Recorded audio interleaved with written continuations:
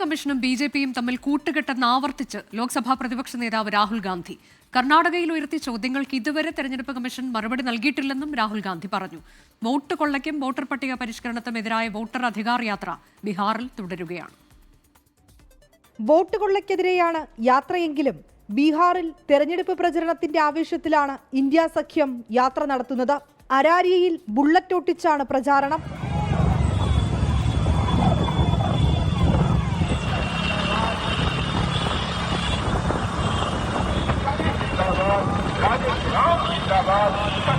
സാധാരണക്കാരുടെ വോട്ട് കൂടി മോഷ്ടിക്കാനാണ് പ്രധാനമന്ത്രി ശ്രമിക്കുന്നതെന്ന് രാഹുൽ ഗാന്ധി.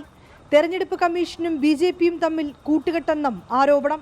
वोट चोर गद्दी चोर, वोट चोर गद्दी चोर, वोट चोर गद्दी चोर. अब चुनाव आयोग जाके इन बच्चों से बात कर ले, पता लग जाएगा. बट बड़ा यूनिक फिनोमेना है, क्योंकि इसका क्या मतलब है कि ये अब बिल्कुल अंदर घुस गया है. തെരഞ്ഞെടുപ്പ് കമ്മീഷൻ ബി.ജെ.പി വക്താവായി പ്രവർത്തിക്കുന്നുവെന്ന് തേജസ്വി യാദവ്. ഈ മാസം 17-ന് സസാറാമിൽ നിന്ന് ആരംഭിച്ച വോട്ടർ അധികാർ യാത്ര ബീഹാറിലെ വിവിധ നിയമസഭാ മണ്ഡലങ്ങളിലൂടെയുള്ള പര്യടനം തുടരുകയാണ്.